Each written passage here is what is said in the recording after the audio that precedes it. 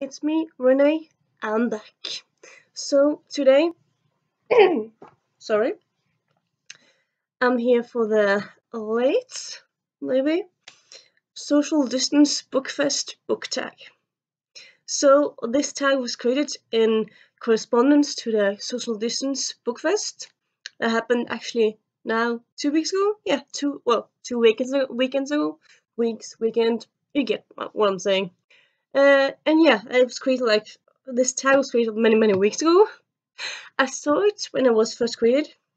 It was created by Beautifully Bookish Bethany. Looks like whoa, no, Beautifully Bookish Bethany. Yeah, it was Bethany who did it. And I thought this looks fun. I'm gonna do it. And then as happened, I just forgot about it.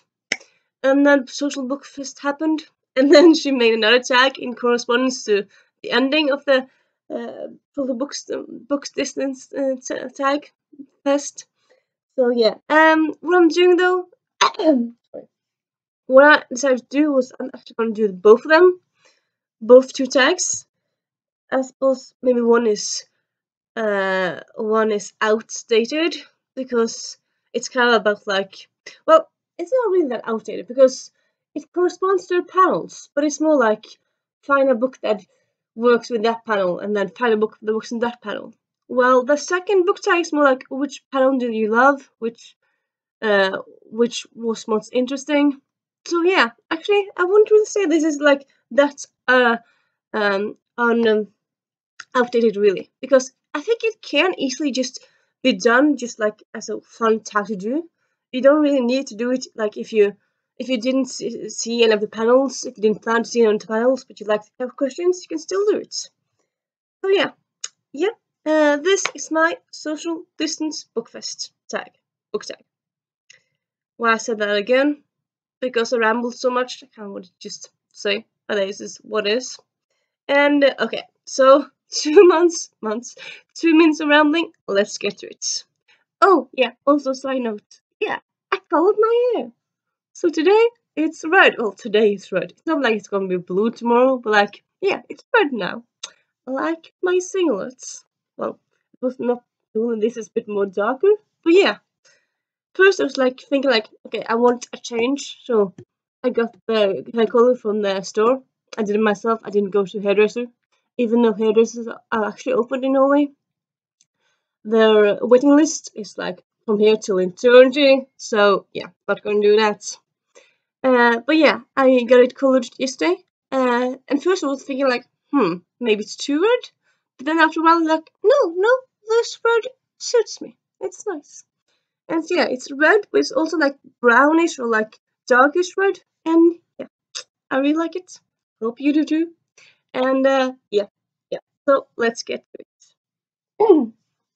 After a bit to and fro, let's start. The first question is, well, I just written down it with the prompts, though they have corresponding panels. Okay, the first panel is first prompt is corresponding to the panel about world building. So the prompt is a book with a great world building. Honestly, sorry. To me, this was a bit difficult because world building often, well, not always, but often corresponds to high fantasy, and often that doesn't really click with me so much. I like some of them, but mostly I tend to go towards urban fantasy because high fantasy often confuses me. And I suppose, yeah, I can just read more and then I'll be less confused. But yeah, it often confuses me and maybe it takes so long to understand the world. And yeah, to me, it's just a bit difficult to get into really most of the time, though some books do it great. Sorry, I don't have corona. I don't think so, at least. I'm just coughing. Too much light? I don't know. But yeah, the book basically one was Girl of Fire and Thorns by Ray Carson. So it is high fantasy, but it's based, yeah, I was about based, but yeah, it's actually based, or you see very much similarities to Catholicism in Latin America, and you see there's Spanish being used in it, so you see there's direct ties to real world, though it's a made up world in this one. I suppose because of like they have some ties to real world, it's easier to understand. Though I suppose probably all high fantasy have some elements that are real because no one can make us up totally new. But yeah. But yeah, I really love the world building in this one. It just I love both how it's like it's yeah, I would say like it suits you into the world. Like I suppose that's more plot and writing, but yeah. It doesn't like give you everything at once. It's like and there's no info dumping really, but it's done in a very good way. Like first you're introduced to the to the protagonist and then introduced to setting and then just bit by bit and then well when you meet new characters you understand them over the world. And yeah, I would just say it's done very well. Not confusing at all. And also, side notes, spoiler? Not really spoiler, but yeah. I love how like in the beginning, like in the first like part of this book, you think like, okay, so it's gonna go like this. And then, no, it's turned on its head. No, that's not how it works here. It works like this. And then it turns on its head again. I just love how like the status quo is never permanent, but it's always changing. And yeah, that's one of the things I love about this series. It's just so good, so good. And yep, let's move on. Next question is prompt question. It's the same. Really. Well, prompt is probably more reader fonts. Anyway, nothing really much today. I don't know why. But yeah, a book with enthusiastic consent because one of the panels was about consent and romance tropes and stuff. So this one actually was a bit like difficult, not in a way that I read lots of books with rape in them, but like most of the books I read aren't that heavily focused on romance. I've gotten more into romance lately, but actually a lot of them I actually just listen to on audio, so I don't have them show you. I suppose I could do that, but yeah. And yeah, I was just kind of thinking like, a book with enthusiastic consent, not consent, but enthusiastic consent. It took me a minute to remember like which book I should use, but then I remembered. You know what? Imprudence by Gail Carriger. So in this one, it's Rue. Rue. I was about to say protagonist. There's more protagonists in the series, but like one of the protagonists, she ends up making like a bargain, like a deal with one of the people in her crew, and they end up doing like a sex education thingy where like she wants to be more experienced and know stuff, and he knows stuff, so they start flirting, and then he starts teaching her about sex and stuff, teaching her well in a way teaching really, and yeah, but also all the way through it, it's just very consensual and very enthusiastic, and yeah, it's done very good, and yeah. Check this out. Am I been doing another video with Gail Carriger? Yeah. Am I gonna stop talking about her? I don't think so. So, yeah. That's my Gail Carriger pick for this video. Imprudence is just so good. And also just, as you, FYI, might notice, takes place in Egypt. So that's very cool. And, yeah. Let's move on. Decided like to stop rambling so much because my videos always end up being so long, and I suppose it's good, but like I can't do like eternity rambling. I have to like get a move on really. I feel. Yeah, the next prompt is related to the channel, to the panel of Booktube advice. Like if you wanted to start a Booktube channel, but this one kind of feel like, should I give advice? I've been on Booktube for like soonish a year, and I don't have that many comments or that many subscribers, but I'm doing the tag, so I'm gonna answer it anyway. And I have gotten some response and stuff. So yeah, I would say, at least for me, I would say that you should maybe just in the beginning don't be so self-conscious, because I think a lot of people, they watch Booktube for a while, either years or months, and they want to do it, but then feel like, no, I can't do it. No, I'm just too ugly. Or I'm too weird. I can't be on camera. But I think like I suppose it depends. Like I have friends that love books, but they don't do Booktube because they're too self-conscious. And of course, if you're so self-conscious, don't do Booktube. because you have to look into the camera. You have to look into your soul, into yourself. But like, if you're thinking like me, or like, I suppose, if you for some reason really think, you know what, I really want to try Booktube, but I'm just hesitant. But if a big part of you wants to do it, just do it. Just jump into it. Even if, like, I actually made a video years ago, thinking of starting Booktube years ago, and then I just kind of forgot about it and thought like, oh no, this video doesn't work, and I'm just gonna forget about it. And then I did start it for real last year, and yeah, my first few videos are kind of cringe-worthy, but I think most people videos are. I think the only exceptions is if you go from being a film tuber or a YouTuber, or like if you start in a different part of YouTube and then you go into Booktube, then you probably have like the confidence, and then you'll know like how to talk to the camera and stuff. But if Booktube is your first meeting with YouTube, or like your first channel, your first created content in YouTube, and it's gonna be embarrassing in the beginning, but still, just jump into it and do it. Just so yeah, just do it, and also like be yourself. Cliche, but yeah. First people might have thought like, oh, Booktube, it's only if you are like a YA. I like books, but I don't like YA. But now actually, Booktube is actually a huge like area for Booktube. It's not just YA. It's like all different stuff really. You have AuthorTube, you have RomanceTube, you have ThrillerTube. I don't know if all those things exist, but I know that RomanceTube exists anyway. And yeah, and also actually, there are actually like people that you might think like, well, I love this and this author, but they're so weird. Should I talk about them? No one else cares about them. But I think, like, honestly, and this is also a bit like known, but like still, it's good to repeat it. If you have passion for something and shows, people will like it. Doesn't matter if they already know or already care. If you're passionate for something, they'll like it. So don't worry about that. And also, like, some of the booktubers I actually watch sometimes, they don't really do books perfect in my kind of area. They still really like their content, they're really still fangirling, and they're still really enthusiastic, and I still really like the vibe. So yeah, even if maybe you have a weird reading taste, if you're 100% you, with like a little spice, with a little something extra, or just very much yourself, and people will like you. And also I would say, thirdly, don't expect to grow very fast. Well, I suppose don't expect. Yeah, actually, don't expect it. Some people, they grow fast. Some people take months before they grow fast.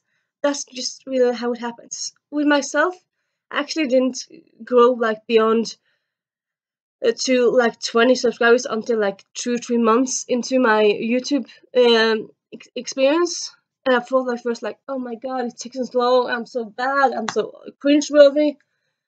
And I had like a bit of a, actually, in a way, crisis. I felt like, oh my god, I'm just doing it all wrong. No one's watching me, no one's commenting me. And I thought, should I just stop? Should I not do stuff? But honestly, I'm having too much fun with doing videos. And I have some people who do watch them.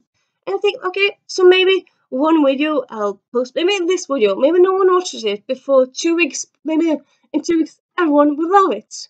Or maybe a tag I made a few months ago will blow up in 1 week time. So you never really know, I would say. Like, sometimes I've YouTube like searched in stuff that I like, and I thought like, oh, that's a cool tag, and it seems like it has a few views, but I love it, and it's an old tag, so like, yeah. Basically, it's me saying just like, if you love Booktube and you want to try it, go for it. Don't be too scared to do it. Be yourself, and you'll grow when you grow. And honestly, yeah, don't think too much about it really, because it's not really about the numbers. I suppose, yeah, if you kind of want to be a booktuber like for your profession, but then like I don't really think people mostly do that really, sadly. It's not really a thing you can do professionally. Some people do it, but it's mostly not manageable. So yeah. Babbling, me, okay, yeah, sorry. I said I wasn't, but I did. So yeah, let's move on, shall we? Mm. Next prompt is favorite fantasy sci-fi with queer rep. This is actually kind of fun also because it's actually kind of difficult because first of all, like, oh, there's no queer rep in fantasy sci-fi, but actually, lately there are lots and lots of them. But yeah, I end up going with the usual suspect, which is Not Your Sidekick by C.B. Lee. Oops, sorry. So this book is sorry. This book is the first in what's the trilogy? It's actually not. I think it's gonna be around 5 books. Yeah, but anyway, it's set in the near future, 2050 or something. I don't remember exactly, but yes, it's in the near future. And so there's new rules, like there's. So it's not like Hunger Games where it's like completely different world. It's still the same world with countries and stuff, but some stuff has changed, and people have superhero powers, and they exist, and that's a thing. And this series, well, sorry, this book has Asian rep, and the protagonist is bi, so that's bisexual. So that's really cool. And yeah, just highly recommend this series. It's so good. Check it out. So amazing. It's just so funny and heartwarming, and it's just so good. So good. Definitely check it out. And the next prompt is sorry. A creepy book written by a woman, POC, or queer person. Because there was a panel about horror stories. And actually don't really read that much horror, I would say, really. I read books that have action in them, and sometimes they're scary. But like directly horror is like I don't really reach for that, really. I don't really reach for that much. But I did find something that actually works here. So The Diviners by Libba Bray. Libba Bray is a cisgender woman, but yeah, she's a woman. And this book, some moments, scenes here, like, oh my god, you're scary, you're scary. So yeah, some parts of this was seriously scary, not just like suspenseful, but like, oh my god, am I gonna have nightmares? I'm not sure. Maybe I will. And yeah, it's a chunk of book. Actually, I think I actually got it like the year it came out, so that's kind of why it's so big. And yeah, I really enjoy it. It's scary, but it's very good. And then next question is me coughing. No, that's not a question. I seem to cough a lot today, as I said before. I don't know why. Hopefully it's not something scary. Probably not, but yeah. So yeah, anyway, next question. A book with a fierce female protagonist. And then again, this could be a lot of books because a lot of books have fierce female protagonists, in my mind at least, and also in the books that I read. End up going with Evna by Siri Pettersen. So it's this is the third book in the series, so like I suppose you could easily just say like the series, because the whole series is like very fierce, kick-ass female protagonist. So protagonist is called Hirka. She's actually the only human in a non-human world. And so she's like very on the outside of stuff. But it also turns out that she can do magic that other people can't. And then that just kind of makes a lot of people want to get her, like they want to kind of need to kill her. So like, oh my god, I'm gonna fight for my life. And then yeah, all the odds are against her. But yeah, she has all the resourcefulness and just all the spunk, and yeah, she's just so good. Very fierce, I would say. Very fierce. And yeah, this I suppose you can't really say it, but like here the cover is a bit like words, words, forgetting words. It's violent, like with blood on it, but yeah, it's kind of a, I suppose, in a way, violent book. So yeah, actually. And yeah, as you might think, like, what's the title? Like, what's going on here? It is, as I said sometimes before, it's actually a Norwegian series, so that's why title is in weird letters or weird, a weird word. It is actually coming out in English next year, so yay for you, English speakers! You will get to enjoy the series, and it is actually also already out in Russian, Spanish, Italian. I think maybe Japanese, at least. Like, it's actually already out in like 10 or like lots and lots of languages. So yeah, it's just a huge thing here in Norway, and like in some areas of fantasy. Like, it's already out in German, and yeah, it's just very, very good, very fierce. Let's move it on, shall we? Next question is a book with a Latinx rep. So I decided to go with The Inexplicable Logic of My Life by Benjamin Aliere Science.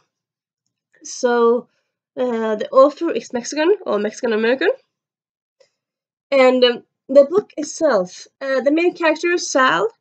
He's not biologically Mexican, but his adopted family is Mexican, and a lot of his again, stuff. A lot of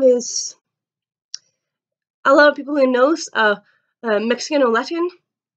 So you have a lot of influences with like there's Spanish being used in the book. There's Spanish, Latin American traditions, etc., etc. And yeah, I would say this is a very good book for that rep and for queer rep, and then just like in general, it's just so good, so good. Read it last year, and yeah, I love it. So good. Now the next question is a middle grade with great family of friend group. Again, could have gone with a lot of books here because sorry. There's a lot of great middle grade series. At least I've encountered a lot of great ones really, and a lot of them have. I suppose a lot of them, yeah, quite a few of them say have like family aspects some way. End up going with the Arusha series, or Arusha and the Song of Death. This is what I have here anyway. The second book in the series. It both has a good family aspect, but it also has like a nice aspect with words with friends. So it has on checks both boxes. And yeah, the friend group is just really supportive and just really good and expanding in this one. And the family aspect is also very cool. I suppose family aspect is not like huge, but it's there. I suppose also depends on, yeah, I'm just gonna go with that. It's good rep, and yeah. Next question is, oh yeah, like there's some prompts that are more like talking about stuff instead of like picking a book. So yeah, forgot about that. So prompt number 9, an upcoming release you anticipate. Again, this is kind of difficult because there's so many good books coming out. But I actually recently saw someone on Goodreads who actually were lucky enough to get a why did I say rep? I was about to say rep. To get a arc of Majesty by Catherine McGee, which is the second book in the American Royal series. And she said like the book is very good and it goes in different directions. You can't guess where it's going and stuff. So like, oh, it's so good. And yeah, I really enjoy American Royals. I read it last year. And yeah, I'm really excited to read the second one when it comes out. I don't really think it comes out like officially into the world before before September or something. So that's a bit sad, but like it's good to know that people have gotten arcs and it's gotten good reviews, and yeah, can't wait to get my hands on it. My hands on it. And yeah. And next question is favorite mystery or thriller? So some of the books that I read have like mystery aspects to them, but like aren't directly mysteries. And I would say, was in a way like I don't really think I've read any direct mysteries. Like, no, honestly. Well, sorry, I've read some before, but like in the last few years, I haven't read that many. Like mysteries set in modern day and not magical. And I suppose I could like go with one of them, but end up going with Girl is Murder by Catherine Miller Haynes. Sorry, just missing falling stuff down all the time. So yeah, this is the first book in a duology. Yeah, and sorry, it both has like a mystery, like overarching mystery, but like the main character is a private eye, so there's also like small mysteries here and there. And so yeah, I really like enjoy that. And also I would say also like the aspect of like the characters, like the characters very much like Veronica Mars set in the past. Because yeah, she has just one parent, she's outcast, I suppose she's not that sassy, but she's pretty sassy. And yeah, this book definitely one of my favorite thrillers. No, mysteries. Well, thriller mysteries. What's the difference again there? Thriller mysteries? I think maybe thriller is more like suspenseful, and thriller is more mystery is more like something happened. Yeah. Anyway, but yeah, this one is very good, very good. Check it out. And then a prompt number 11, a book that deals with identity in a positive or negative way. Again, it's kind of difficult, I would say, like, at least for me, like, don't most books deal with identity? Like, a lot of them at least do. Like, in some way, either coming of age or, like discovering something new about yourself or your family and stuff. And I think, like, you know what? I'm going to choose this one. It's 5 words. It is We Should Hang Out Sometime by Just Sundquist. Or Sundquist, as you might say in America. I'm not really sure how you say it in America. Sundquist. Sundquist. Oh, probably not. But yeah. So this is actually a memoir. So it's actually one of the few memoirs I actually read. But yeah, I really enjoyed it. It's good. It's a book about, it's both about his life, the protagonist, protagonist, the author, Joss, but it's also about like him trying to find a girlfriend, and how like he always miscommunicates and never really manages to get a girlfriend really. Spoiler alert, he gets it in the end. But yeah, well, he gets some girlfriends, but yeah. But it's also about him, his life being disabled. He has like a problem with his one of his legs. But yeah, so it's that aspect as well. And yeah, it's just I really enjoyed this, and it was nice to look at really love and relationships and being single and having to feel like you have to do stuff by certain age, like by certain by certain by certain having a word on my tongue, by like that in that moment, like yeah, you kind of have to, you feel like you kind of have to, you have deadlines, you have to kiss and you have to have sex by that in that age. And like this, like book saying like, yeah, you don't, and love will come when it comes, and don't stress. And yeah, I really enjoyed this book.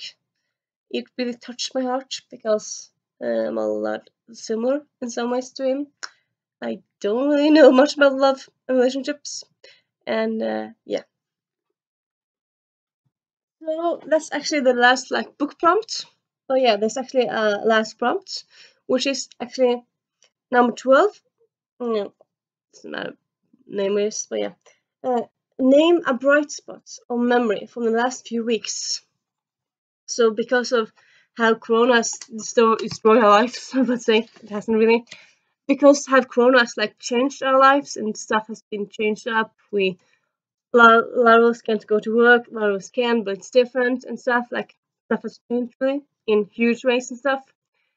And so a lot of people like feel like, oh my god, the world is so weird and new and so sad, and I suppose in a way it is. For me though, being introvert and being homebody, it hasn't really been that big of a deal, I would say in some ways. Though sometimes I feel like I want to go to the library, but the library's closed.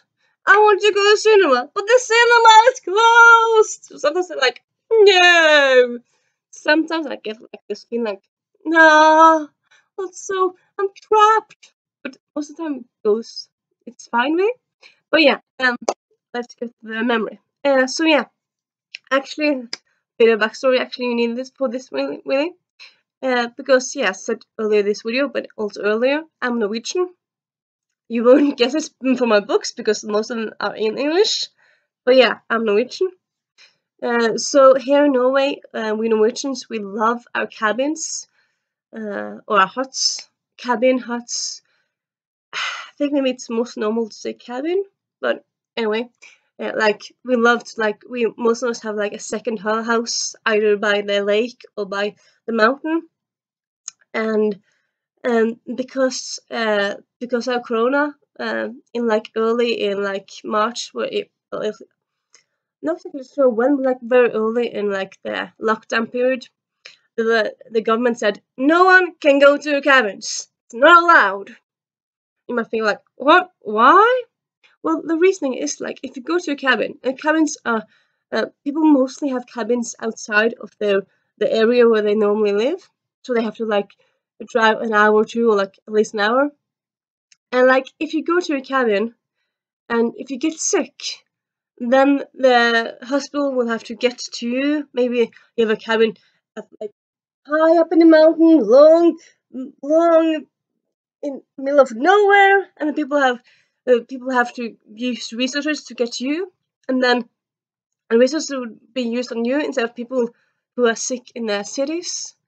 And people like the government said like it's better to stay at home, so it's easier to handle the whole situation. It's more controllable, and most people like think like it's fine. I mean, we want to be healthy, but some people say like, no, we want to go to cabins. Very strangely, so childish, so juvenile. But yeah, I have a cabin, and that was one of the consequences. I felt like I want to go to a cabin, but we can't. And so for a long time, we hadn't gone to a cabin. It was just so sad. I kind of wanted to go there. And then actually, they got new rules actually recently here in Norway. So this last weekend, we went to the cabin, and it was so nice. I suppose in a way it's kind of weird because, like, in old times, cabin were like small houses you had, like, as I said, by the lake or in a mountain. It was places you would go to. You would go to a cabin and you would go hiking around, and then you might hunt or you might fish, and etc. etc. And for most part, cabins were very word again, primitive. Like they wouldn't have showers. They would have outdoor bathroom. They would have maybe just one or two living rooms, one or two sleeping rooms. People often would sleep in the living room and stuff. So often like old style cabins are like primitive. But like nowadays, actually cabins are kind of more like second houses. Where most of cabins are like the difference actually between your house, your home, and your cabin is actually that the cabin is a different place. But the cabin now mostly has showers. They have indoor bathrooms. They have um, ovens and all those like luxury or modern day stuff.